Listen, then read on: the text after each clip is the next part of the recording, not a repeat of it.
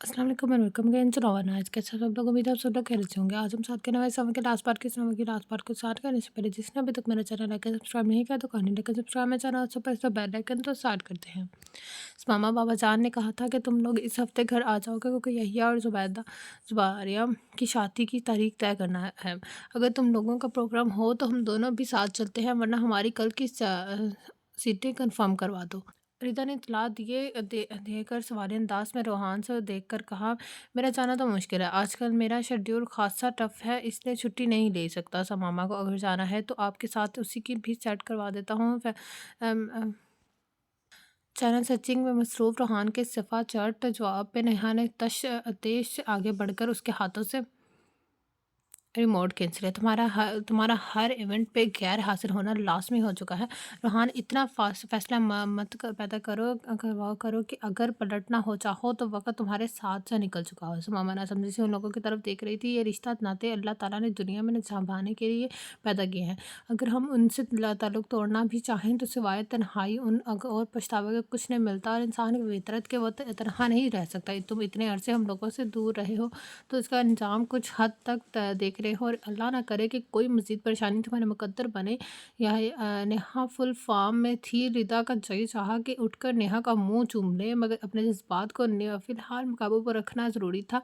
इसलिए गायबाना अंदाज से नवाज कर मामा की तरफ मतवजा हुई, जो मस्तरब सी नाखून पे चबा रही थी। और तुम मामा, नेहा ने अपना रुख मामा की तरफ मोड़ा, तुम इतनी समझदार और बड़ी कब से हो गई कि इतनी बातें तक हमसे छुपाने लगी। मामा ने सिर उठाकर पहले नेहा और फिर रिदा की तरफ देखा, जो आराम में से कंधे झुका गई थी। हमें रोहान तुम्हारे साथ होने के वाले हादसे के मुताबिक बता चुका है। नेहा का जताता हुआ लहजा उसे सुनकर कहता। रोहान हंसपे आदत सर झुकाए किसी गहरी सोच में गर्क था।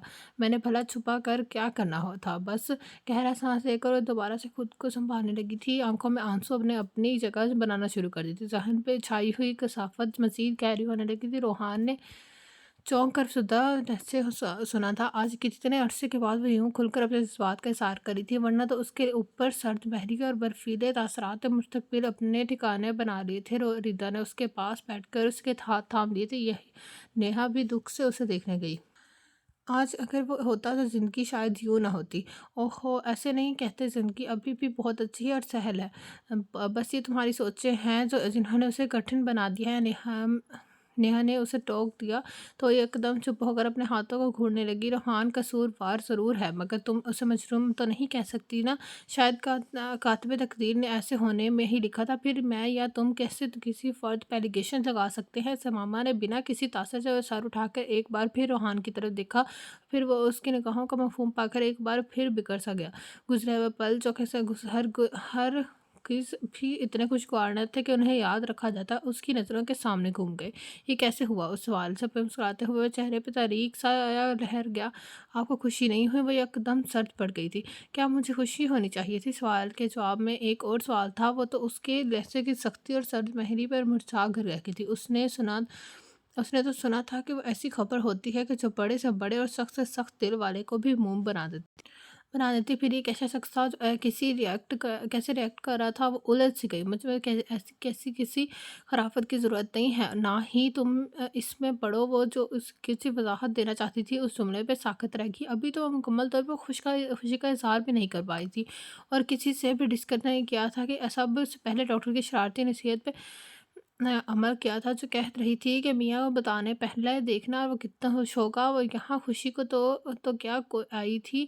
चेहरे पे चट्टानों सी सख्ती और खुरदरापन आ गया था। रूहान, ये आप कैसी बातें कर रहे हैं? काफ़ी देर के बाद बोलने के काबिल हुई तो सिर्फ यही कह सकी, जबकि दूसरी तरफ लातलकी और बेनियासी अरूज पे थी। जो मैंने कहना है कह दिया। मेरा ख्याल है कि तुम अच्छी तरह जान गई हो कि अब इन पढ़ बीवियों वाले सवाल जवाबों में वक़्त ज़ाया मत करो, और जो कहा है जो सुबह जाकर डॉक्टर से डिस्कस करके छुटकारा पाओ। वो ऐसे बात कर रहा था जैसे अपने किसी मातहत को किसी जगह पे छापे मारने के लिए हुक्म दे रहा हो। लहजा हर तरह की नरमी और हलावत से खाली था। सुमामा ने मुंह पर हाथ रखकर अपनी सिसकी को बेख्तियार रोका। कैसे शख्स था जो अपनी औलाद के लिए छुटकारा जैसा लफ्ज़ इस्तेमाल कर रहा था? वो बच्चा जो अभी दुनिया में आया भी ना था, उसकी नफ़रत का शिकार हो रहा था। वो कैसे ये सब बताती और कैसे उससे बहस करती, जो उसके मज़ीद कुछ कहने से पहले हाथ उठाकर उसे फ़कत बस कहकर باہر نکل کر تو ثمامہ نے اپنے اندر سے اٹھتے تیش اور دکھ کے جذبات کو آنسوں کی صورت میں بہنے دیا اور نڈھال سے سر پکڑ کر بیڈ پر بیٹھ گئی۔ آنے والے دنوں نے روحان کی بیزاری اور سختی کو مزید بڑھا دیا۔ کچھ دن تک وہ فقط سوالیہ سرد نظر سے اسے دیکھتا رہا اور وہ ان خاموش نگاہوں کا مفہوم سمجھتے ہوئے بھی انسان بنی رہی۔ ثمامہ کا خفا اور انجان رویہ روحان کو طیش والے دلا کیا عجیب لڑکی تھی، بجائے اس کی بات ماننے کے اس سے مقابلہ پہ اتر آئی تھی۔ اپنی زندگی میں اس نے ہوش سنبھالنے کے بعد اپنی ہر بات کے جواب میں بس یہ سنا تھا۔ اب ثمامہ کے رویے پہ اس انزلا سا کیا تھا؟ آخرکار ایک دن وہ پھٹ ہی پڑا۔ میں نے تم سے جو کہا تھا تم نے وہ کیا۔ وہ جو لا تعلق سی نظر اس کے آنے کی کوشش میں ادھر ادھر ہاتھ مار کے کمرے میں کی سمٹی ہوئی چیزوں کو مزید سمیٹ رہی تھی، اس جواب طلبی میں چونک گئی۔ میں اس کی ضرورت نہیں سمجھتی، اور ویسے بھی ایسا گناہ پہلے کتنے ثواب زندگی میں کما چکی ہو جو گناہوں کے حساب کتاب میں الجھ گئی ہو۔ وہ اس کی بات کاٹ کر طنزیہ میں بولا۔ ثمامہ نے لب پھینچ کر خود کو سخت بات کہنے میں سے مشکل روکا۔ ایسا وہ مشکل روحان کا رویہ ظاہر کرتا تھا کہ وہ ہٹ دھرمی کی حد تک پہنچ چکا ہے اور اپنی ہر بات ہر حال میں منوا کر ہی دب لے گا۔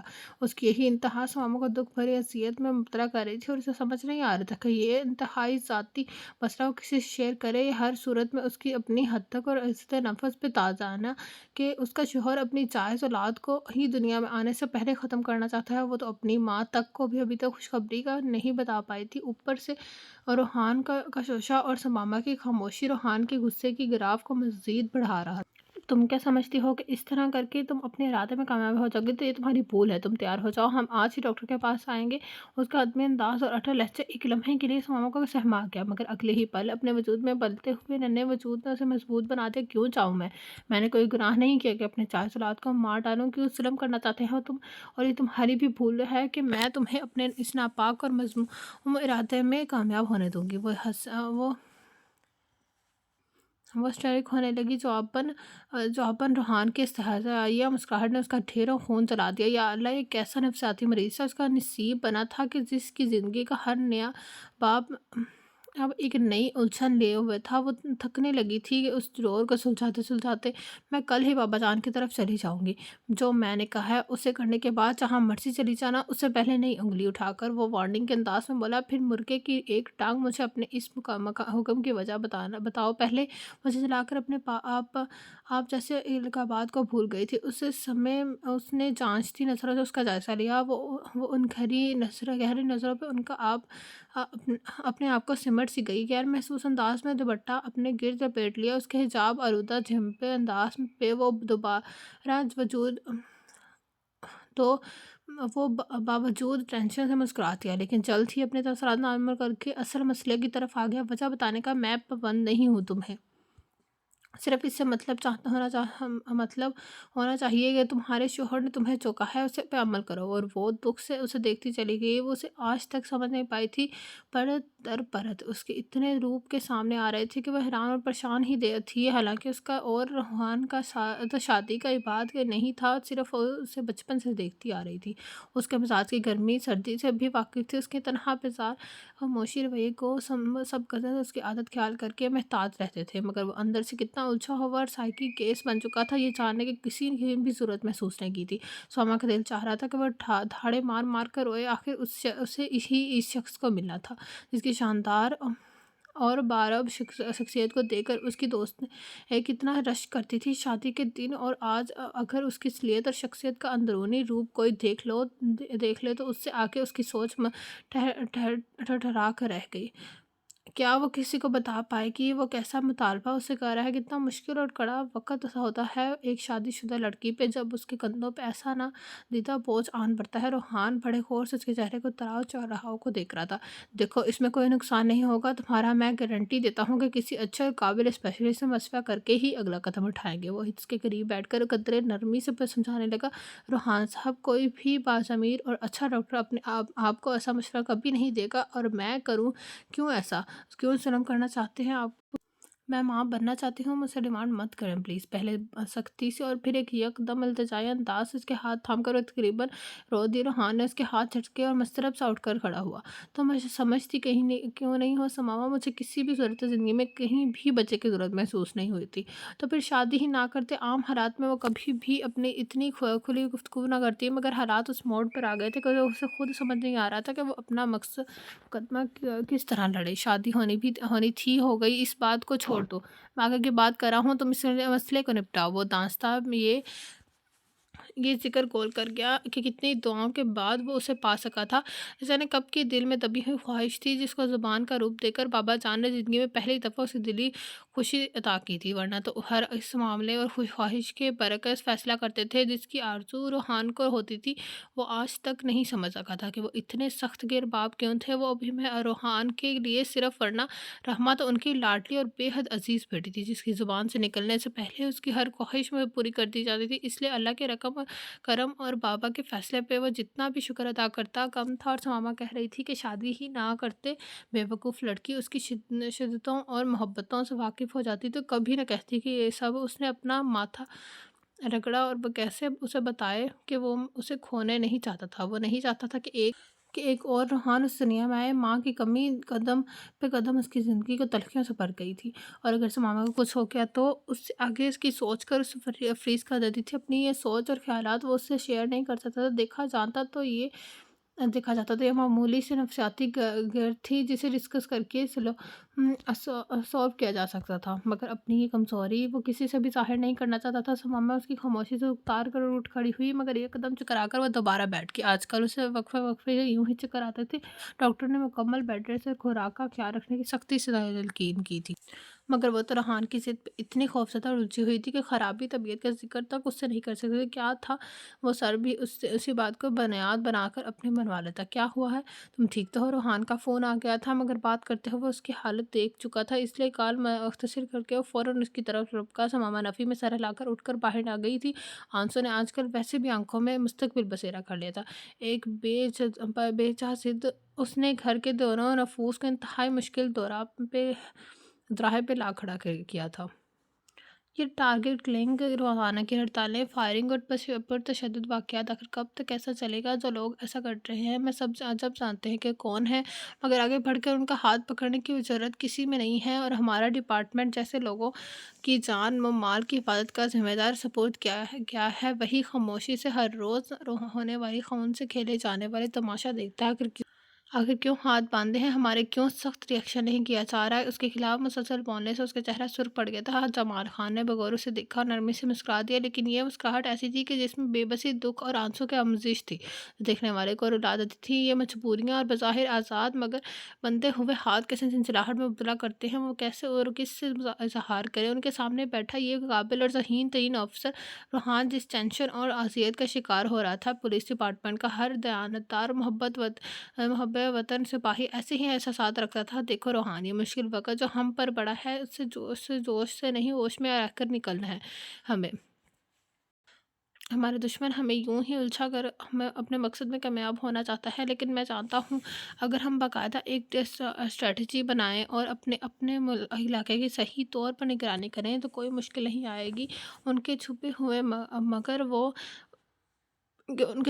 مکر وہ ہاتھوں پکڑ نہ سکیں گے، تو سر آخر کون قدم آگے بڑھائے گا؟ یوں ہاتھ پہ ہاتھ دھر کر ہم کب تک اپنے ہی لوگوں کو اپنے زروں کے سامنے کٹتے مرتے ہوئے دیکھتے رہیں گے؟ کہ آج کل تو انسانی جان اتنی ارزاں ہو گئی ہے ہمارے ملک میں کہ جانوروں کا ریٹ زیادہ ہوگا، اس سے مارکیٹ میں وہ بے انتہا تلخ ہو رہا تھا، اس کی تلخی پہ بلا جواز نہیں تھا۔ پچھلے 2 ماہ سے وہ جس گروہ کے خلاف ثبوت اکٹھے کر رہا تھا، دن رات کی اس کی محنت کو اوپر سے آئے ہوئے ایک ٹیلی فون برباد کر دیا تھا اور اسے ایکشن لینے سے روک دیا گیا تھا۔ وہ اس آرڈر پہ اتنا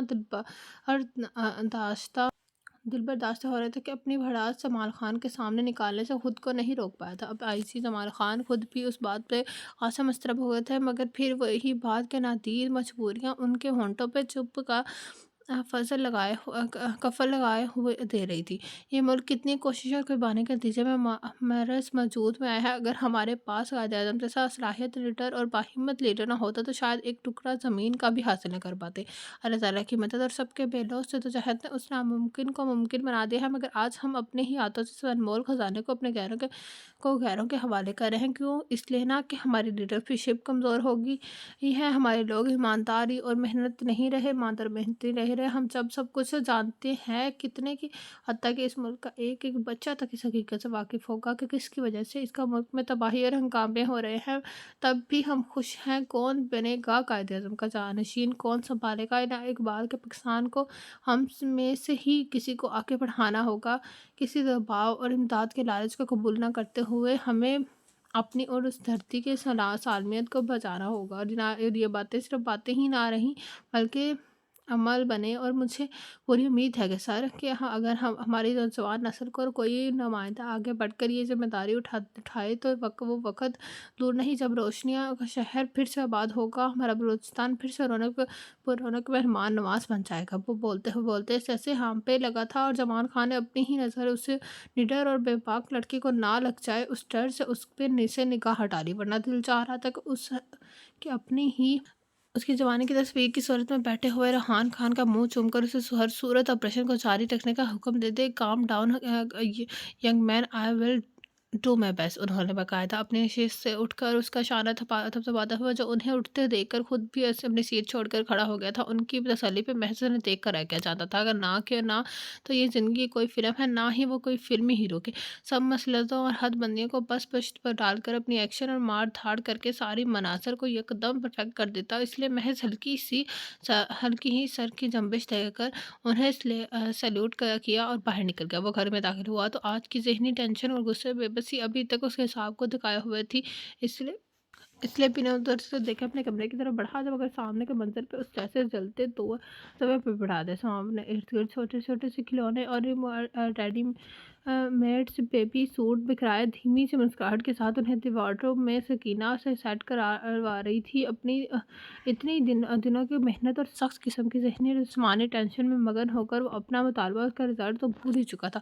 گزشتہ 4 راتوں سے تو وہ ویسے ہی گھر سے باہر آتا اور اب واپس آنے پہ بھی ناپسندیدہ مناظر دیکھنے پڑ رہے تھے۔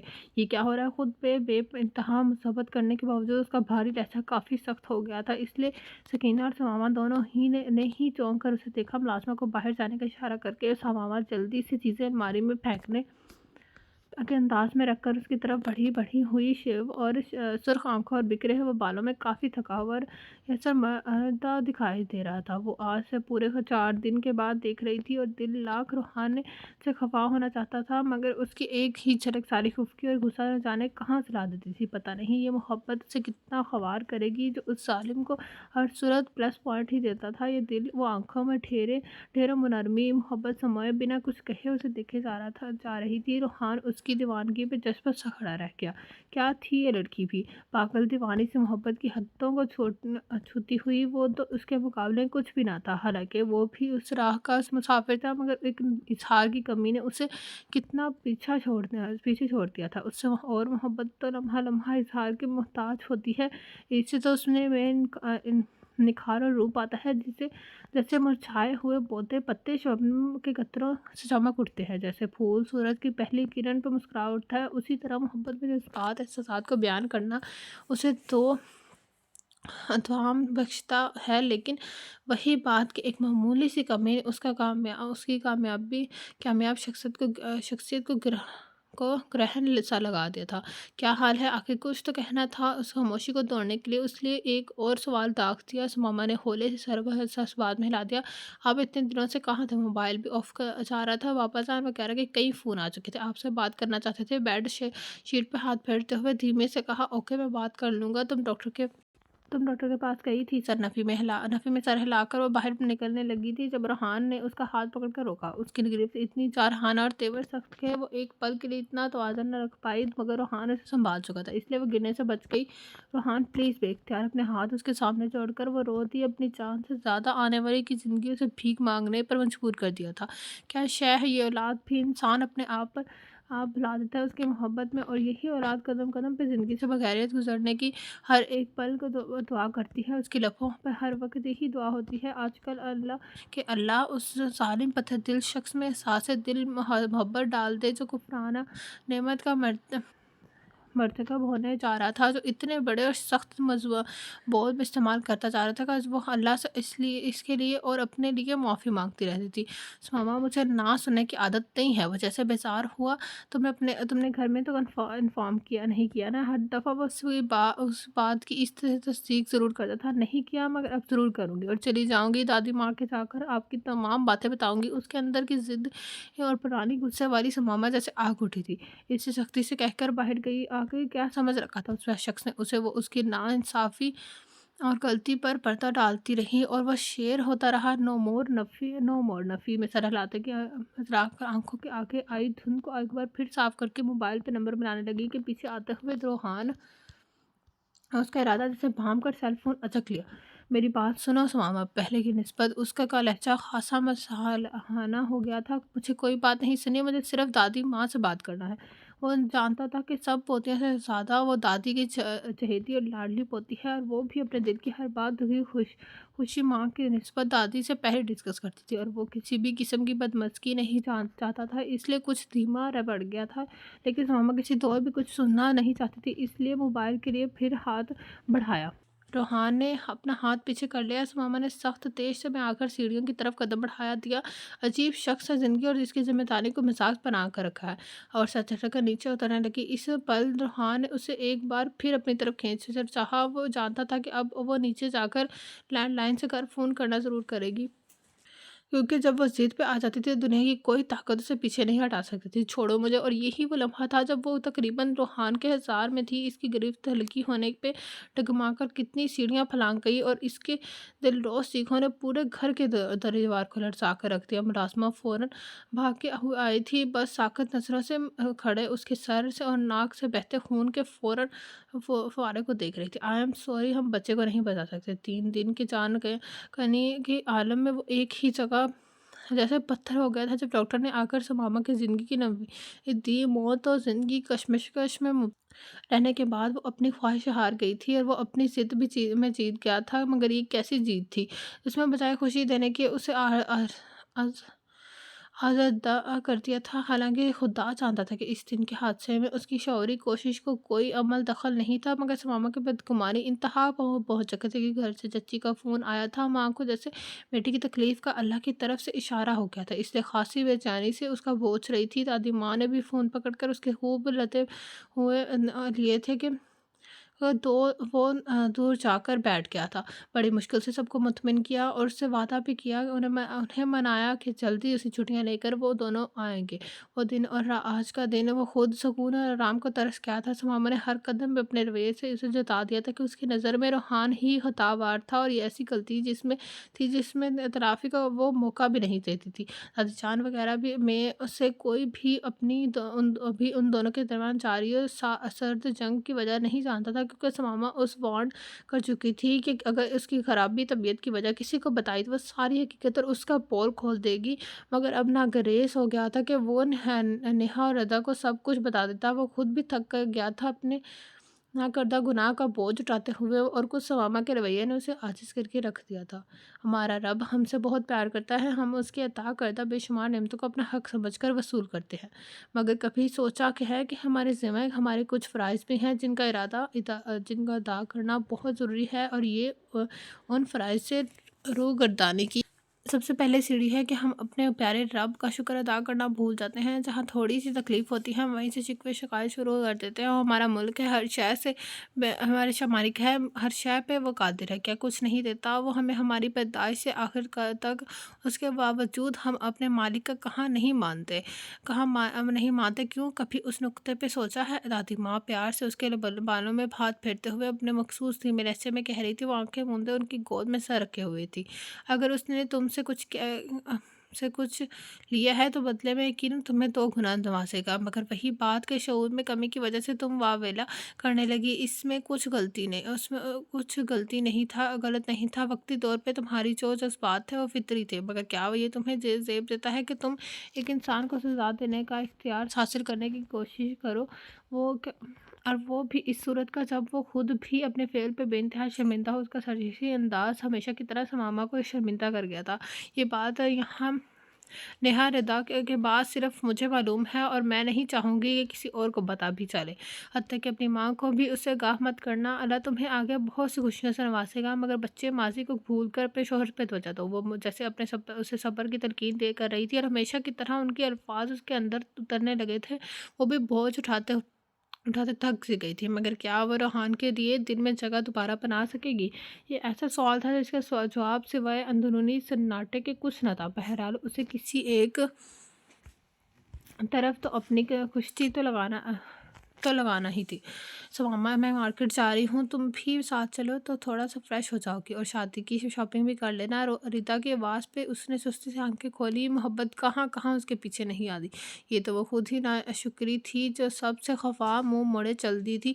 واقعی رب نے اگر اس سے کچھ لیا تھا تو بدلے میں اسے کتنی محبتوں سے نوازا تھا۔ کیا ہوا؟ دادی ماں نے جو کر اس کے گالوں پہ اپنی آئی نمی کے صاف کیا۔ کچھ نہیں، چلے میں آتی ہوں، پہلے دادی ماں کو تسلی دے کر منتظر کھڑی ریتا کو کہا، اور اٹھ کر اندر بڑھ گئی۔ کراچی کے حالات ملکی بدامنی میں مسلسل اضافہ کر رہے ہیں۔ یہ عباسی ٹاؤن کا تازہ واقعہ گھروں میں بیٹھے لوگوں پہ جو قیامت ڈھا گیا تھا، اس کا ازالہ بھلا کیسے ممکن ہے؟ جب ہم اپنے گھروں تک محفوظ نہیں ہیں تو ایسی ذاتی جس کے لیے لاکھوں کروڑوں لوگوں نے اپنی جانوں کو نذرانہ دیا تھا، اس کا مقصد تو ہم نے حاصل کر سکے نہ۔ اپنے ویج ایسی لمبی چوڑی تمہیدیں باندھنے کی بجائے میں آپ لوگوں کو صرف یہ بتانا چاہتا ہوں کہ اپنے قانون نافذ کرنے والے اداروں کو فری ہینڈ دے دیا گیا ہے کہ جہاں کوئی شرپسند کہیں پہ بھی ملک میں بدامنی پھیلاتا ہوا دیکھیں، بے دریغ اس کے خلاف کارروائی کی جائے۔ جمال خان کی بھاری اور گونجدار آواز پورے کمرے میں گونج رہی تھی، اور ان کے سامنے مؤدب بیٹھے آفیسرز پورے غور سے انہیں سن رہے تھے۔ سوری ٹو سے سر، ایسی زیادتی ہمیں پہلے بھی کئی بار دی جا چکی ہے، مگر عین ایکشن کے وقت ہمارے ہاتھ باندھ دیے جاتے ہیں۔ ایسے تلخ اور جرأت مندانہ بات کرنے کا حوصلہ صرف روحان خان میں ہی ہو سکتا ہے۔ جمال خان نے گہری سانس لے کر اس سے بگڑے تیوروں کا گہری نظر سے جائزہ لیا۔ Young man, it's hope for the best, اور انہوں نے یک لفظی جملے میں بات ختم کی، ورنہ اس کی بیان کردہ حقیقت سے کمرے میں موجود تمام نفوس متفق تھے۔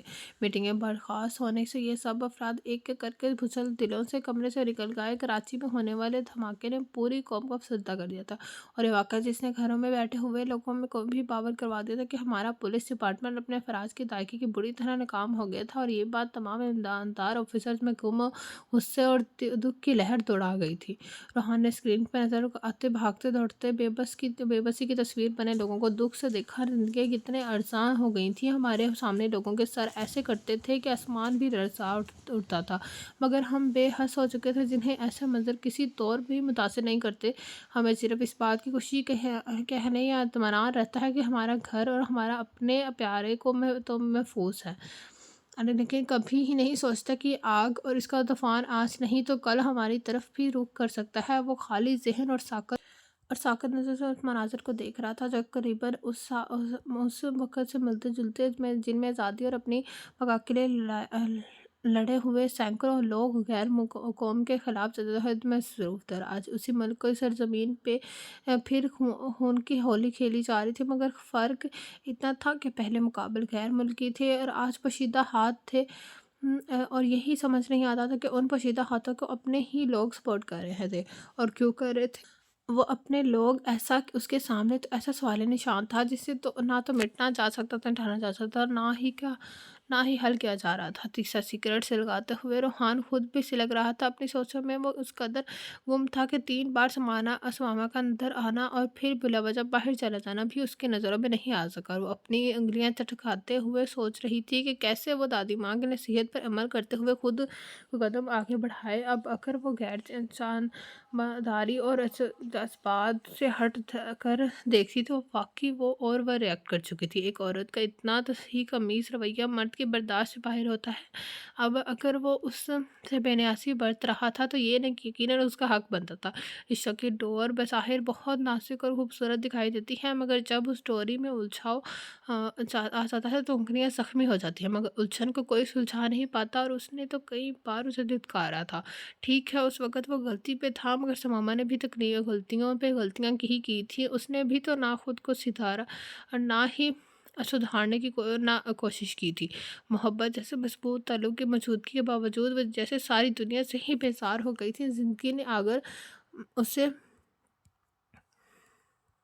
آزمایا تھا تو سماما خان نے بھی قدم قدم پہ اپنے سے جڑے خوبصورت رشتوں کو اذیت ہی سونپی تھی۔ اپنے اوپر ایک معمولی سی آئی تکلیف بھی اس سے برداشت نہیں ہوئی تو پھر وہ کون ہوتی تھی روحان سے کسی بھی عمل کا اس سے حساب کتاب لینے والی یا بدلہ لینے والی؟ سر جھکائے وہ خود احتسابی سے گزر رہی تھی، اور خود احتساب کرنا سب سے اذیت ناک ہوتا ہے۔ کیسے دانت نکل رہے ہیں خبیث کے! میں نہ ہوتا تو دیکھتا کہ کیسے اپنے ماڈرن ہیر کو حاصل کر سکتا۔ یحییٰ پہ نظریں جمائے دانت کچکچائے ہوئے ثاقب نے اسے دیکھا، جو پچھلے آدھے گھنٹے سے شاید نہیں یقیناً زبیریہ سے گفتگو فرما رہا تھا۔ موضوع گفتگو بھی یقیناً شادی کی رسومات ہی تھی، اس لیے مسکراہٹ لبوں سے جدا ہی نہیں ہو رہی تھی۔ 2 دن کے بعد مائیوں کی رسم تھی، اس لیے سارے گھر والے بے تحاشا مصروف تھے۔ کل تک ثاقب بھی ان تیاریوں کا حصہ تھا، مگر جیسے ہی اسے خواہ نے اللہ حافظ کہا تھا، اس پہ مایوسیوں اور غموں کے عارضی بادل چھا گئے تھے۔ اور اس دفعہ بھی وجہ یحییٰ کی ذات بنی تھی، جس نے ثاقب کی پچھلی گرل فرینڈ کو عین فاقہ سے ملاقات والے وقت پہ وہاں بھیج دیا تھا۔ اور بات کا تماشا جو لگا اسے ایک عالم نے دیکھا تھا، اور اب وہ غمزدہ اور اداس ٹی وی لاؤنج میں بیٹھا یحییٰ کو کینہ توز نظروں سے گھورے جا رہا تھا۔ خیریت ہے؟ تیرا رنگ کیوں سنگھاڑے کو مات دے رہا ہے؟ فون بند کر کے یحییٰ نے خوشگواری سے اس کی سانولی رنگت پہ ہمیشہ کی طرح طنز کیا، جیسے وہ مشکل پی سکا تھا۔ تو آج کل رس گلا بنا ہوا ہے، ٹوتھ پیسٹ کا اشتہار نہ ہو تو۔ جلا بنا جواب اندرونی کیفیت کا پتہ دے رہا تھا۔ اسی وقت ہارون اندر داخل ہوا۔ اس کے پیچھے ردا تیز تیز بولتی آ رہی تھی، میں نے بتا دیا ہے کہ مجھے ابھی جانا ہے۔ غضب داغا کا صرف 2 دن رہ گئے ہیں اور میرا آرڈر ابھی تک ڈیزائنر تک ہی نہیں پہنچ سکا۔ دھون سے کہتے ہوئے آخر میں ردا کا لہجہ غمگین ہو گیا تھا۔ تم ایسا کرو، ثاقب کو لے جاؤ۔ ہارون نے اپنے گلے سے مصیبت اتارنا چاہی۔ ثاقب صاحب تو کرنٹ کھا کر 10 فٹ اوپر چل گئے۔ ایک تو پہلے ہی دکھی تھے، سونے پہ سہاگا ردا جیسی باریک بین اور 6-7 گھنٹوں تک بنا تھکے بازار میں گھومنے والی لڑکی کو شاپنگ کرانا مرے یہ سو درے ثاقب ہوا تھا۔ یحییٰ نے اپنے بے ساختہ مسکراہٹ کو ہونٹوں میں دبا لیا، اور وہ اس کی دلی کیفیت کو جانتا تھا، مگر یہ بھی اس کی مجبوری تھی۔ 1000 بار ثاقب کو سمجھا چکا تھا کہ وہ ایسی دوستیاں مت پالے جس سے سوائے ان کی خاندانی عزت پہ حرف آنے کے کچھ نہیں مل سکتا، مگر وہ باز نہیں آتا تھا۔ حالانکہ یحییٰ جانتا تھا کہ ثاقب نے کبھی بھی اپنی لیمٹس نہ کراس کی تھی، نہ ہی کرنے دیتا تھا، مگر وہ غلط ٹریک تو استعمال کرتا تھا نا۔ اور یہی بات ہر طریقے سے وہ ثاقب کو سمجھانا چاہتا تھا۔ آپی، میں زوا کو کہتا ہوں اور وہ بھی آیا ہے۔ اسے شاید نیہا آپی اور رحمہ کو شاپنگ کے لیے لے کر جانا ہے۔ ثاقب بیچارگی کی حد پہ تھا۔ ہارون ثاقب کے حوالے کر کے خود اندر چلا گیا تھا۔ پتہ ہے مجھے، ریتا نے ہاتھ ہلایا۔ انہوں نے دوسرے شاپنگ مال جانا ہے اور میرا ڈیزائن بالکل دوسرے راستے پہ پڑتا ہے۔ بالکل دوسرے راستے پڑتا ہے۔ ویسے بھی مجھے سمیر کو ساتھ لے کر جانا ہے، اس لیے جلدی آنا ہے، وہ مصروف انداز میں کہہ کر اپنے پرس چیک اپ کرنے لگی۔ ثاقب کو یقین ہو گیا تھا کہ اب اسے ہر حال میں گلے پڑا ٹھور بجانا ہی پڑے گا، اس لیے ڈھیلے قدموں سے چابی اٹھاتا ہوا باہر نکل گیا۔ ردا بھی سمیر کا ہاتھ تھامے اس کے پیچھے نکل آئی۔ यही है ना, मुस्कुराते हुए सोफे की पुश से सर टिका लिया। जब से शादी के दिन तय हुए थे उसे बार माँ बाप की कमी का शिद्दत से एहसास हो रहा था। इससे वो मुख्तलिफ मामूलात में मशगूल होकर छिटकते की कोशिश करता था। उसकी सब कजन्स ही उसकी दिली कैफियत से कैसे बाखबर थे, इसलिए वक्तन फ़वक्तन चुटकुले छोड़कर उसे भरपूर कंपनी देकर दिल बहलाते रहते थे। मगर रिश्तों की कमी जो जो एहसास होता है ना, और हमारे अंदर जब कुंडी मार कर बैठ जाता है तो बाहर की रंगीनियाँ कोई दिलचस्पी पैदा नहीं करती। कैसे हैं ये रिश्ते नाते, और उनका हमारे दिल से ताल्लुक भी तो अजीब होता है जिसे सिर्फ हमारा दिल ही समझ सकता है। हालांकि खान विला का हर फर्द उसका ख्याल ज़्यादा रखने लगा था, मगर बहुत ज़्यादा ख्याल और ध्यान भी बाज़ औक़ात एहसास से महरूमी को बढ़ा देता है। वो एक काबिल ज़हीन और पुरएतमाद शख्सियत का मालिक था, एक मल्टीनेशनल कंपनी में अच्छे ओहदे पर फाइज था, मगर कभी कभार वही यहिया अब अख्तियार बन जाता था, जिसे नानी माँ की गोद में सर छुपाकर मामा पापा को याद करके बेतहाशा रोने की आदत थी। जैसे बड़े अब्बा या मुझसे और छोटे मामू के प्यार से बचकाने ने पे अपनी भर आने वाली आंखों को छुपाना पड़ता था। आजकल वो उसी कैफियत से गुजर रहा था। अपने कमरे की तरफ जाते हुए रूहान की नज़र उसी पर पड़ी जो निढाल और ये सब मुर्दस आंखें मूंदे पड़ा था। वो आहिस्ती से उसके पास बैठ गई। यहिया अपनी सोचों में इतना मगन था कि बिल्कुल भी नहीं चौंका। यहिया रूहान ने उसके बाजू पे हाथ रखा तो वो आंखें खोलकर बिना पोजीशन बदले उसे देख के गया।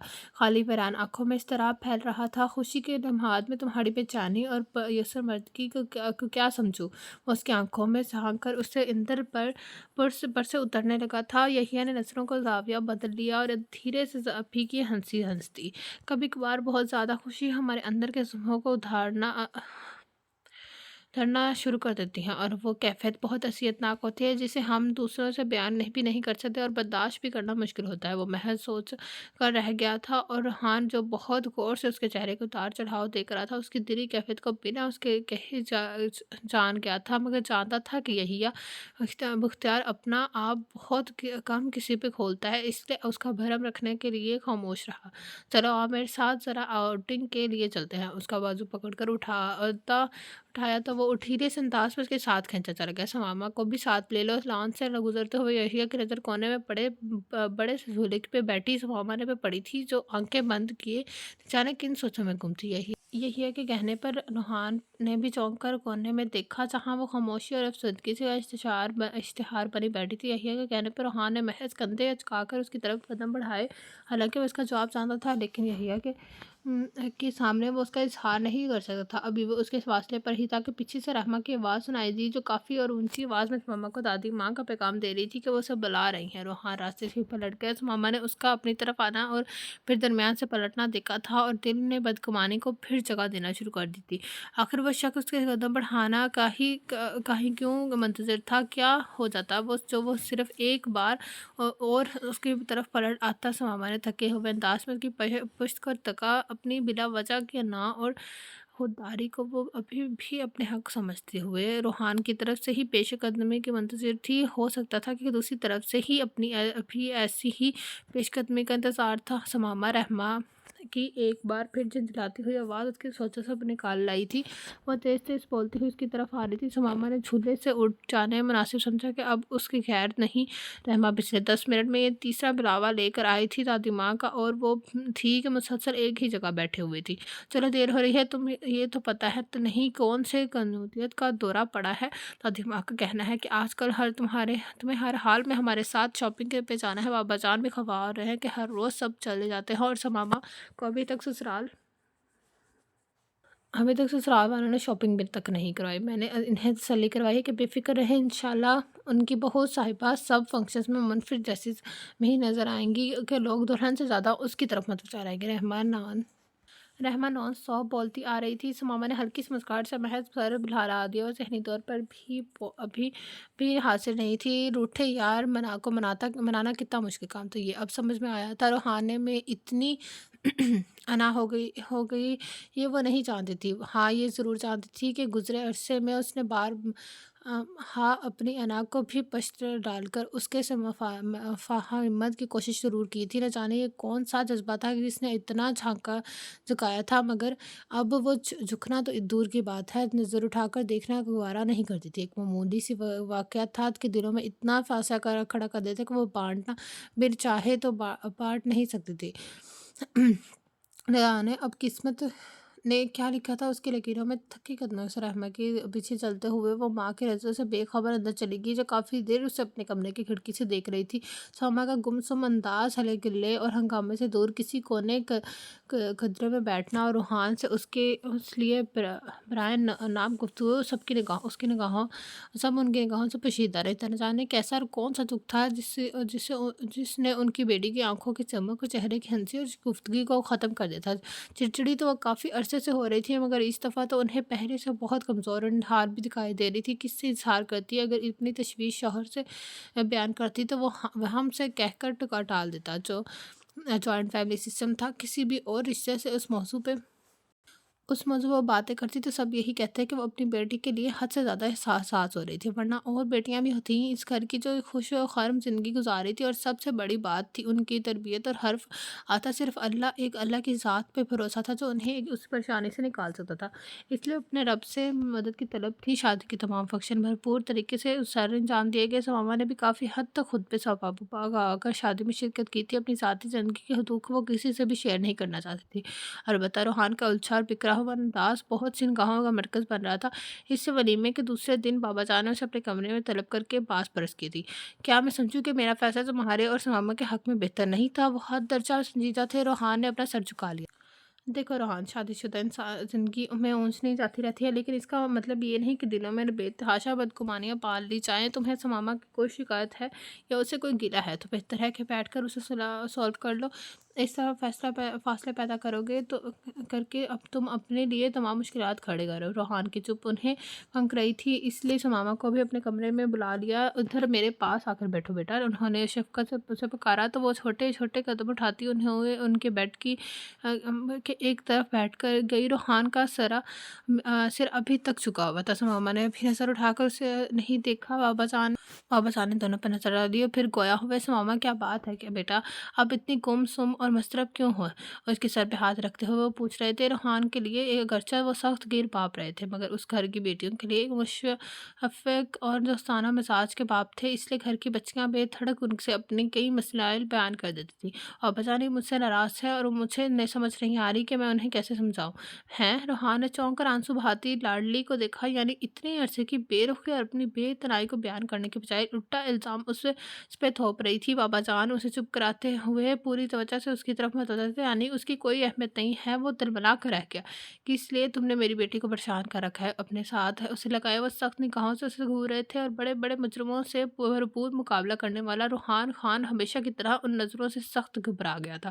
بابا جان میں اس سے ناراض نہیں ہوں، روحان نے منہ بسورا، البتہ یہ مجھ سے کافی عرصے سے خفا ہے، میں ایکسکیوز بھی کر چکا ہوں، اس سے زیادہ میں آگے نہیں کر سکتا۔ اس کی بات کے درمیان میں ہی موبائل کی رنگ نے اسے اپنی طرف متوجہ کر لیا، تو وہ ایکسکیوز کرتا ہوا باہر نکل گیا۔ آفس سے کال آئی تھی، وہ اسی طرح اسے فوری طور پہ بلایا گیا۔ بابا جان کو بتا کر اس نے اپنا سیٹ کنفرم کروائے، اور جب وہ اپنے کمرے میں سامان پیک کر رہا تھا تو سماما ساتھ آ کھڑی ہوئی۔ مجھے بھی ساتھ جانا ہے۔ وہ وہی استحقاق بھرا انداز جو شادی کے اولین دنوں میں تھا۔ روحان نے محض ایک نظر سے دیکھا، پھر سارے جذبات میں ہلا دیا۔ اب جلدی سے اچھی سی خبر ہمیں دینا۔ چلتے سمے نیہا کی سرگوشی اسے سر کر گئی۔ روحان نے کافی گہری نظر اس کے چہرے پہ ڈالی، سماما کے نظروں کی تپش محسوس کر کے تھوڑا سا رخ موڑ کر کھڑی ہو گئی۔ ابھی فی الحال درمیان کے فاصلے پاٹنے میں ہیں، دونوں فریقین کو آگے بڑھنا تھا، جس کے لیے بہرحال روحان راضی نہیں تھا۔ وہ کیوں اتنا خود کو نیچے گرائی؟ گھر پہنچ کر وہی معمول کی روٹین شروع ہو گئی تھی۔ اب اتنا فرق پڑا کہ وہ دونوں ایک دوسرے کو ضرورتاً مخاطب کرنے لگتے تھے۔ پہلے والی بیزاریت اور اکتاہٹ کم ہو گئی تھی۔ میری بلیو شرٹ نہیں مل رہی، وہ گیلے بال تولیے سے رگڑتا اس کے سامنے آیا۔ یہ اتنے عرصے کے بعد پہلا موقع تھا کہ روحان نے اپنی کسی ضرورت کے لیے اسے مخاطب کیا تھا، ورنہ تو ملازمہ وہی تھی جس کے ذمہ روحان کے تمام کام ہوتے تھے، مگر اب سماما نے کافی حد تک اسے اپنی ذمہ داریوں سے ہٹا کر گھر کے دوسرے کاموں تک محدود کر دیا تھا۔ میں نے ہینگ کی کر کے آپ کی ہی وارڈ میں رکھی ہے۔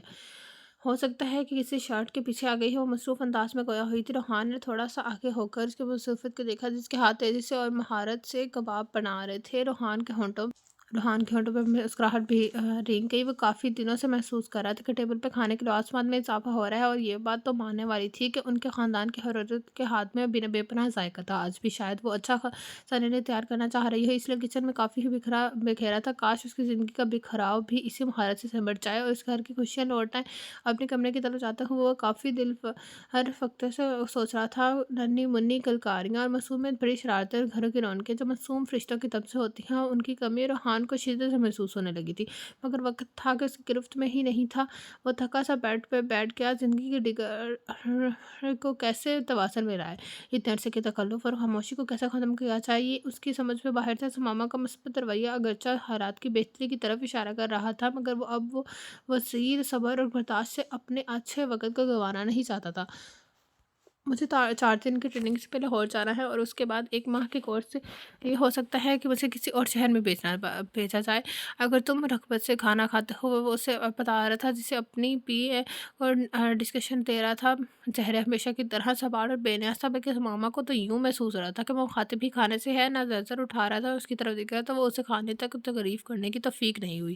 وہ عادتاً تنمنا کر کہ جی میں آیا کہ کہے جاؤ جہاں مرضی جاؤ، یہاں کون سا میرے گھٹنے سے لگ کر بیٹھے رہتے ہو۔ اس روحان کی بات موبائل ٹون نے بیچ میں کاٹ دی۔ بکواس بند کرو تم اپنی، اس کی دھاڑ نما آواز پہ سماما دم ڈر کر اپنے سوچوں سے نکلی اور اسی کی طرف دیکھا جو چمچ پلیٹ میں پٹک کر دوسرے چہرے کے ساتھ موبائل کی دوسری طرف کی آواز سن رہا تھا۔ اوش یو شٹ اپ، اگر کرو تم جو کچھ بھی کرنا چاہتے ہو، جب تک میرے اللہ میرے ساتھ ہے، جو اپنی کسی نقصان کی نہ کوئی فکر ہے نہ پرواہ۔ ایک اور دہاڑ سبامہ نے خوف زدہ ہو کر اس کی طرف دوبارہ دیکھا، جس نے موبائل کو ٹیبل سے پہ تقریباً پھینک کر پلیٹ کے پیچھے کھسکا دیا۔ خود لمبے ڈگ بھرتا کمرے کی طرف بڑھ گیا۔ کیا مجھے اس کے پیچھے جانا چاہیے؟ وہ ابھی اس دشش بینچ میں بیٹھی ٹیبل پہ پڑی چیزوں کو گھور رہی تھی جب وہ دوبارہ کمرے سے برآمد ہوا، خاصی عجلت میں اس کی طرف آیا۔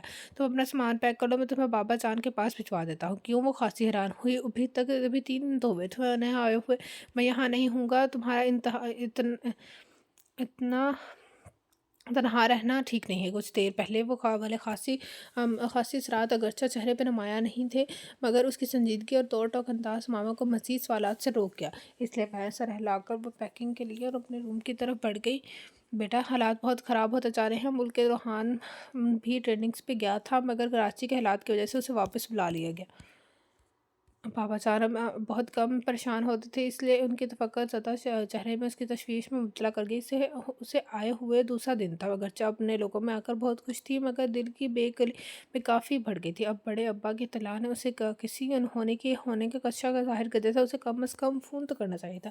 وہ خواہ ہونے لگی تھی، ہمیشہ کی طرح خود کو اس سے شکوہ کیا تھا۔ بڑے ابا اور دادی ماں کے پاس بیٹھے تھے جو روحان کے متعلق پوچھ رہی تھی۔ ماما نے دیکھا تقریباً سب کے چہرے اترے ہوئے ہیں۔ امی کی آنکھیں بھی سرخ تھیں۔ نیہا، ہدا، رحمہ وغیرہ سب کافی پریشان تھی لگی۔ یحییٰ اور زویا بھی آئے ہوئے تھے۔ حسن اور ثاقب نہ جانے کب کہاں موبائل گھماتے پھر رہے تھے۔ ماما کے دل کو کچھ ہونے لگا تھا۔ آخر کیا بات تھی؟ اسے کچھ نہیں بتاتا تھا۔ وہ جھنجھلائی ہوئی کمرے سے لاؤنج میں اور پھر کچن کے چکران لگانے لگی۔ منجلی چاچی اور پھوپھو لاؤنج میں آہستہ آواز میں باتیں کر رہی تھی۔ ماما کو آتے دیکھ کر ایک دم چپ ہو گئی۔ روحان کو فون کرتی ہوں، آخر میرا دل کیوں اتنا گھبرا رہا ہے۔ خود کو تسلی دے کر سب کے رویوں کو نظر انداز کیا اور اتنے عرصے کے بعد خود سے پہلے دفعہ اس کا موبائل ملایا، مگر آگے سے نور رپلائی کے الفاظ منہ چڑھانے لگے تھے۔ ہائے اللہ! ابھی وہ دوبارہ ٹرائی کرنے لگی تھی جب امی کو کانپتی آواز پر دہل کر لاؤنج کے دوسرے کونے کی طرف دیکھنے لگی جہاں پہ سب گھر والے جمع تھے۔ امی کیا ہوا؟ وہ مشکل لرزتی ٹانگوں کو سنبھالتے ہوئے دھڑکتے دل کے ساتھ ان کے پاس پہنچی جہاں وہ دل تھامے بیٹھی تھی۔ پاس ہی دادی ماں، چچی، پھوپھو وغیرہ رہ رہی تھی۔ آخر کوئی مجھے کیوں نہیں بتاتا کہ کیا ہوا ہے؟ کیوں سب ایسے خاموش ہے؟ تقریباً چیخ پڑی۔ حسن نے آگے بڑھ کر اسے سر پہ ہاتھ رکھا۔ دیکھو، روحان کو کچھ گولیاں لگی ہیں۔ اسے کافی عرصے سے دھمکیاں مل رہی تھیں۔ جس گروپ کے خلاف وہ کام کر رہا ہے، اس نے اسے 2 دفعہ نقصان پہنچانے کی کوشش کی ہے۔ وہ ایک خودکش دھماکے سے بھی بال بچا ہے۔ وہ 2 دن پہلے صبح کچھ دھمکی ملی ہے۔ وہ اس کی بیوی اور بیوی کو یا تو اغوا کریں گے یا تو پھر اس کے گھر ہی دھماکے سے اڑا دیں گے اگر اس نے ان کے خلاف ایکشن بند نہ کیا، اس لیے تو اس نے تمہیں بھجوا دیا تھا۔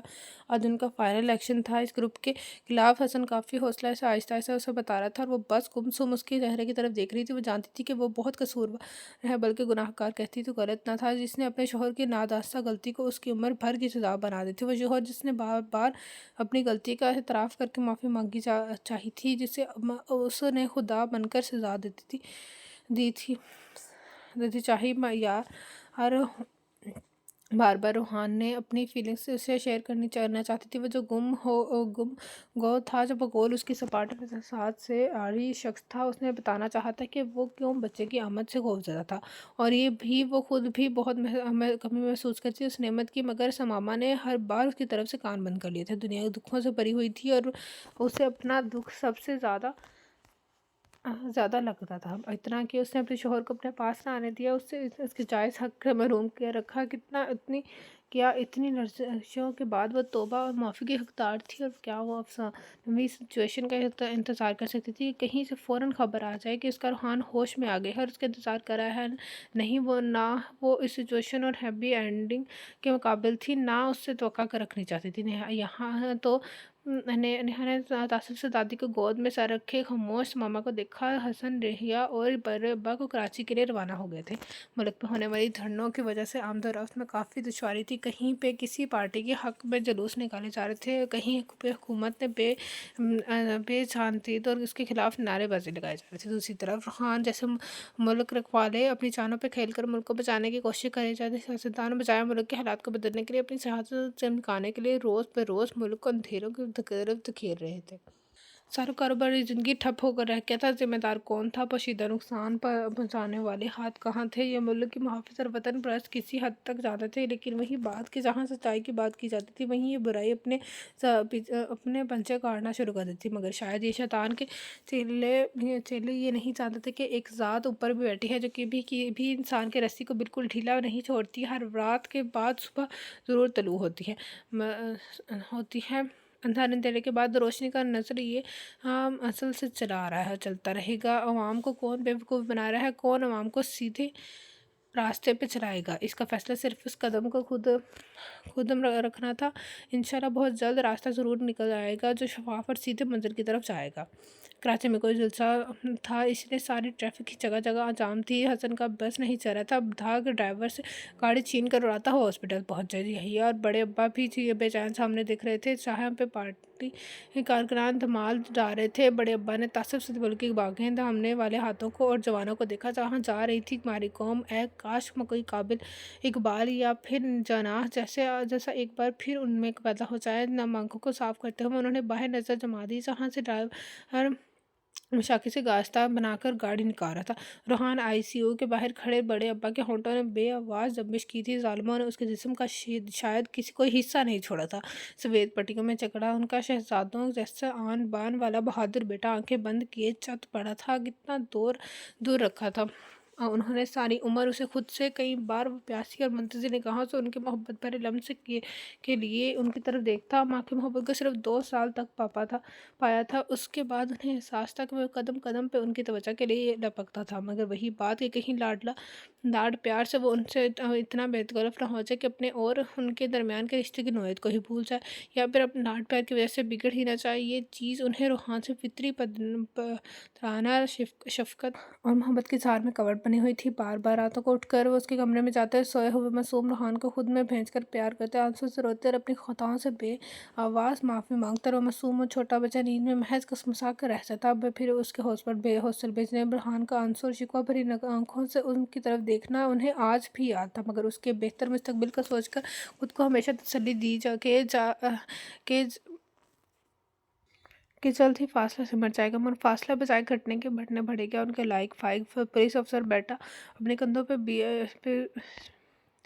بیچ سمجھاتا چلا گیا۔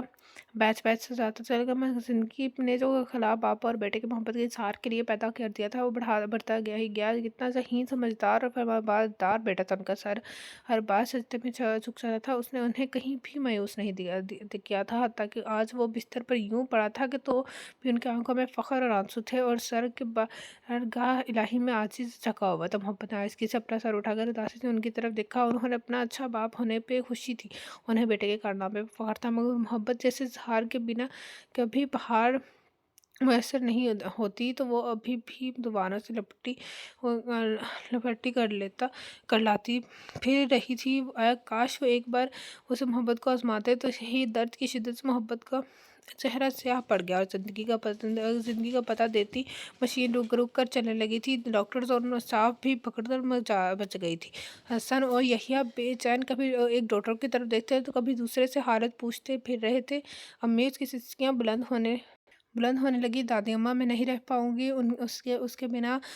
اتنی دیر سے خاموش اور بت کی مانند دادی کی گود میں لیٹی ہوئی ماما کو ایک دم سے رونا ان سب کو رلا گیا۔ ابھی ہارون بھی آ گیا تھا اور آہستہ آہستہ حسن کی بتائی گئی موجودہ کنڈیشن دادی کو بتا رہا تھا کہ وہ ایک دم رو پڑی تو کیا وہ چھوڑ گیا؟ کیا وہ اتنا خفا ہو گیا کہ وقت بھی اس کے ہاتھ چھین لے گیا؟ وہ کیسے جیے گی اس کے بغیر جس کی موجودگی بچپن سے اب تک اس کے دل کو آباد کیے رکھی تھی، جس کی آہٹ تک وہ پہچان لیتی تھی؟ لوگ ماؤں کی آہٹیں پہچانتے ہیں اور وہ ریحان کی قدموں پہ کان لگاتے رکھتی تھی جس سے وہ لاکھ خفا تھی، مگر کبھی اس سے جدا ہونے کا نہیں سوچا جاتا۔ مگر اب وہ جا رہا تھا تو اسے کیسے مناتی، کس سے اسے مانگتی؟ اچانک آنسوؤں کے درمیان اسے خیال نے اسے چونکا دیا۔ ہاں، صرف رب ہے جس سے وہ اسے مانگ سکتی تھی، مگر کیسے؟ جائے نماز بچھائے وہ ہاتھ پھیلائے بیٹھی تھی اور آنکھوں سے آنسو کی جھڑی تھی، ہونٹوں پہ جامد خاموشی تھی۔ جتنے عرصے کے بعد وہ اپنے رب کے سامنے سجدہ ریز ہوئی تھی، وہ تو رب کو اپنی کو بھی بھلا بیٹھی تھی۔ نہ انسان جو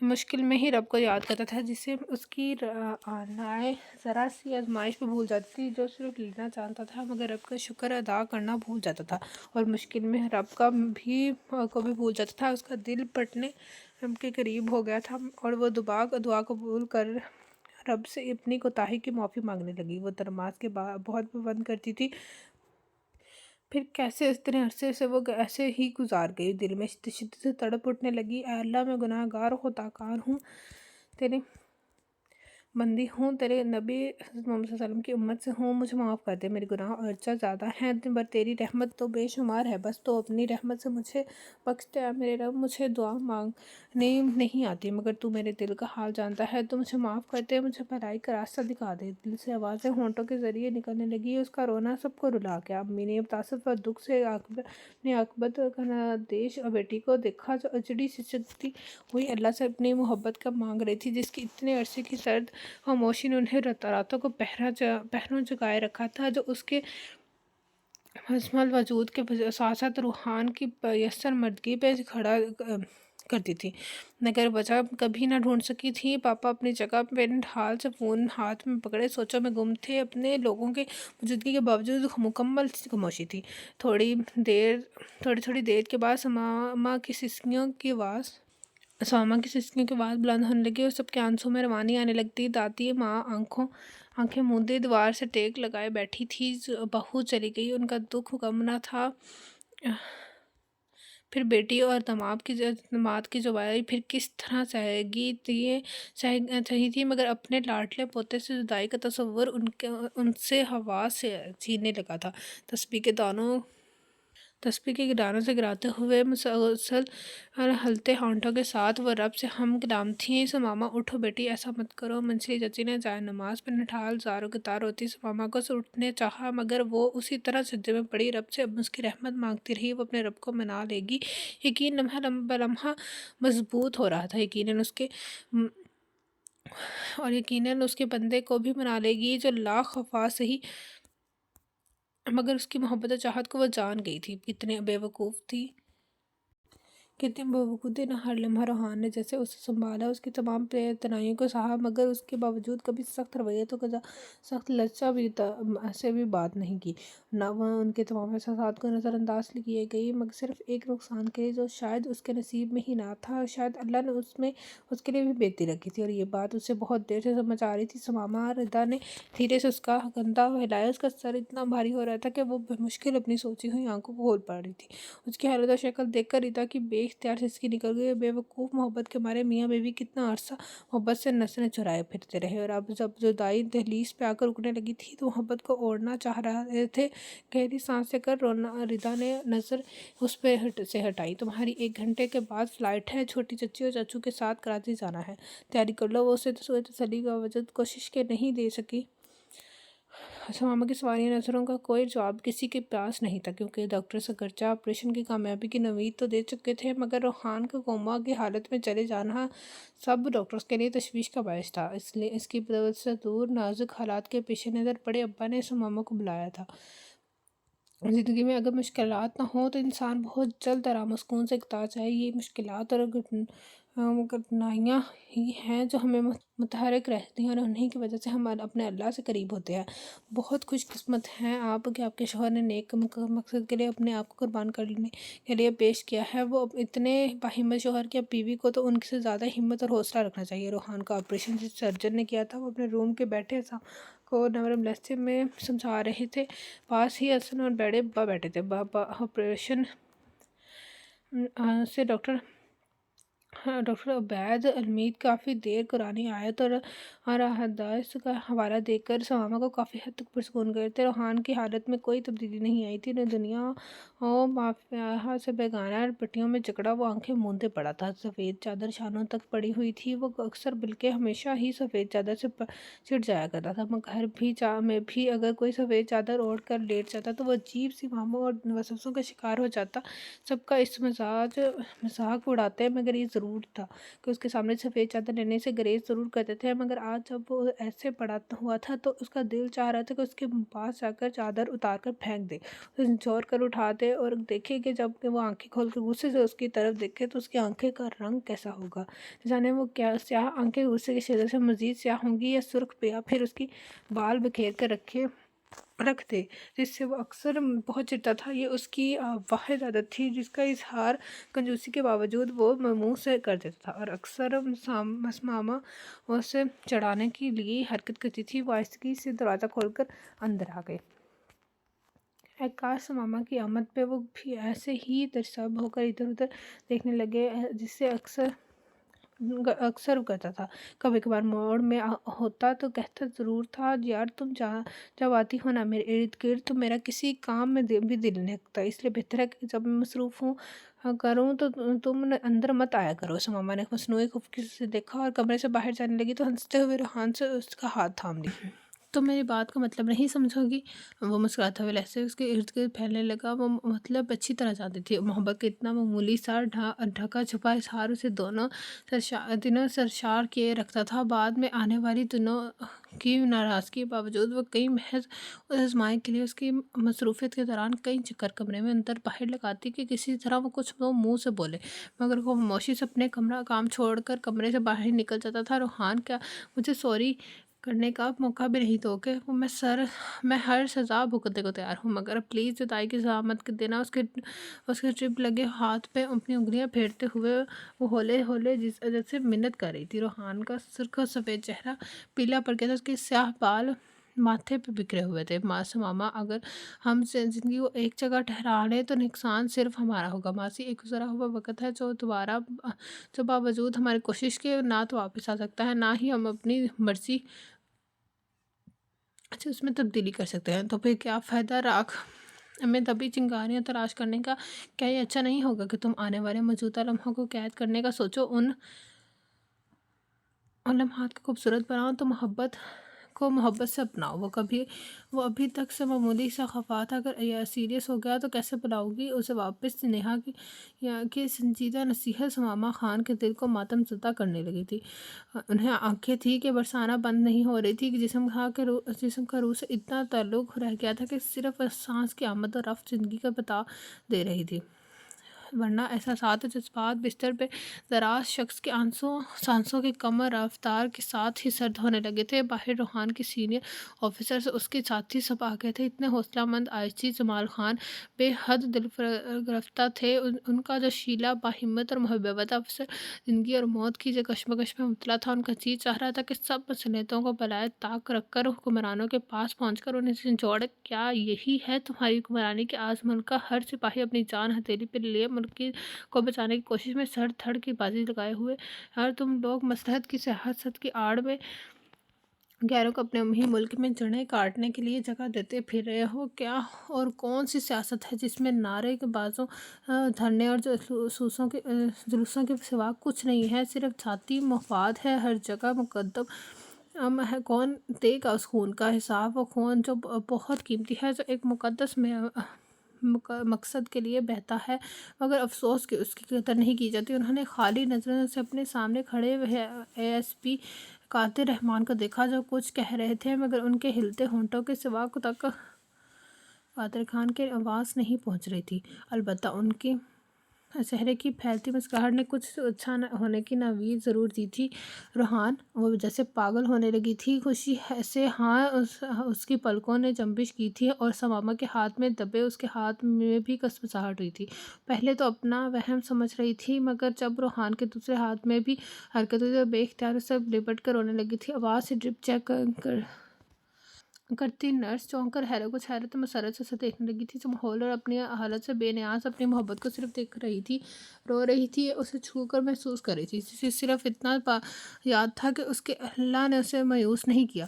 وہ کبھی اپنے در سے کسی کو نا امید نہیں کرتا، بس ایک یقین اور ایمان کی پختگی سے پکارا جائے۔ سب ڈاکٹرز اندر آ گئے اور روحان کے ارد گرد چمٹا بن گیا تھا۔ اس کے چہروں پہ اطمینان اور سکون ثمامہ کو اندر تک سرشار کر دیتا تھا۔ باہر نکل کر وہ بے اختیار امی کے گلے لگ کر رونے لگی۔ حسن، بڑے ابا، یحییٰ وغیرہ سب سجدے میں وہیں پڑ گئے تھے۔ پورا ہاسپٹل پولیس کی جوانوں کے نعرے اللہ اکبر سے گونج رہا تھا، اڑا تو یوں لگ رہا تھا کہ ہر شے جیسے زندہ ہو کر مسکرانے لگی تھی۔ ہر فرد، ہر مریض خوش نظر آ رہا تھا۔ اللہ کی رحمت نے کرم کیا تھا۔ بڑے ابا گھر اطراع رہے تھے۔ حسن اور یحییٰ صدقہ دینے کے لیے چلے گئے تھے، اور جب ڈاکٹرز نے آ کر روحان کی کنڈیشن کے خطرے سے بالکل باہر بتایا تو بڑے ابا جس طرح سے بے قرار ہو کر آئی سی یو کی طرف لپکے، وہ سب کو حیران کر گئی۔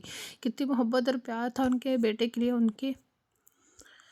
ان کے دل میں، جس کو اظہار کا موقع زندگی نے پہلی بار ملا تھا، اور جس سے وہ اپنے بیٹے کا ماتھا چوم رہے تھے تو ان کی دیوانگی نے روحان خان کو بھی حیران کر دیا تھا۔ مسرت کے احساس میں گھر کا وہ پاپا کے ہاتھ پہ اپنا ہاتھ رکھ کر انہیں بھی محبت کا جواب محبت میں دینے کا لگا تھا۔ کچھ گھنٹوں کے بعد اسے روم میں بشفقت شفٹ کر دیا گیا، اور لمحوں میں اس کا کمرہ پھولوں سے بھر گیا۔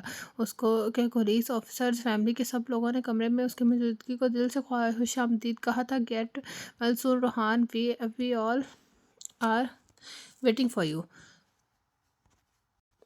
ونڈرفل پرفارمنس، آئچی جمال نے اس کے کندھے تھپتھپا کر کہا تو روحان کی آنکھوں میں ہمت اور حوصلے کی روشنی اور جگمگاہٹ بھر دی۔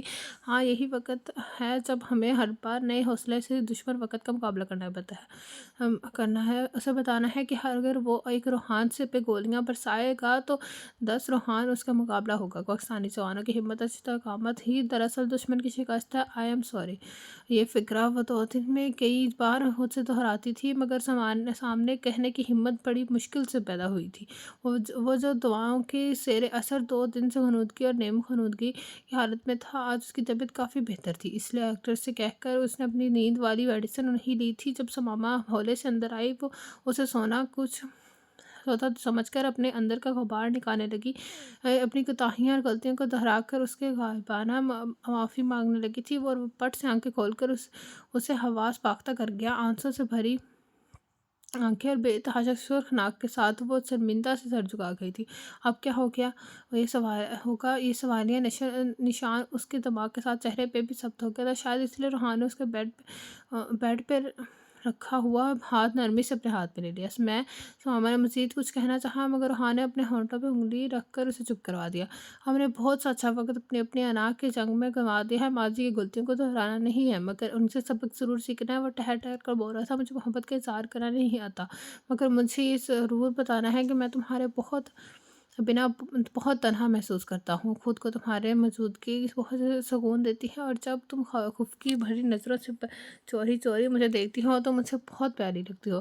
سماما کو کانوں میں کی لو چلنے لگی تھی۔ اوف، یہ محض تو خاموش ہی بھلا تھا، اس نے سوچا۔ اور ہاں، ایک اور بات جس کی وجہ کے لیے تم مجھ سے اتنا نرسہ کھپا رہی ہو، میں نے سنجیدگی سے اس میں عمل کچھ کرنے کا سوچا ہے۔ وہ حیرت سے اسے دیکھنے لگی۔ یہ کیا ہو گیا ہے؟ روحان کو لگتا ہے چوٹ دماغ پہ اثر کر گئی ہے۔ آج سے میرا وعدہ ہے کہ کبھی بھی اسہار کے معاملے میں کنجوسی سے کام نہیں لوں گا، اور جو تم کہو گی وہی کروں گا۔ وہ مکمل تابعداری اور فرمانبرداری سے کہہ رہا تھا، اور سماما سوچ رہی تھی کہ گھر میں موجود وہ تمام فوج کی ان شرارتی میسج کا کیا جواب دینے ہیں جنہوں نے سیلز پہ میسیج بھیج بھیج کر اس کا سر کھایا ہوا تھا۔ پھر ٹھیک ہے، تیار ہو تم؟ شریر لہجے میں روحان نے اسے پوچھا تو وہ چونک کر اسے دیکھنے لگی تھی۔ آج رات تم میرے ساتھ کمرے میں گزارو گی نا؟ تو یہ ہے روحان؟ کانوں تک بلش ہو کر وہ مصنوعی خوبصورتی سے اسے دیکھنے لگی۔ وہ دھیرے سے اسے ناشتہ ہوا سارے ماحول کو خوشگوار کر گیا تھا۔ تو یہ تھا آج کے ناول کا لاسٹ پارٹ کا اینڈ، جس کا نام تھا دل محبت کا طالب۔ کیسا لگا آپ سب لوگوں کو کمنٹ باکس میں ضرور بتائے گا۔ جس نے ابھی تک میرا چینل لائک ہے سبسکرائب نہیں ہے تو آنے کی لائک ہے سبسکرائب میں چینل سے پیسہ پہلے کہ آپ لوگوں سے ملاقات ہوگی کل ایک نیو ناول کے ساتھ۔ اللہ حافظ۔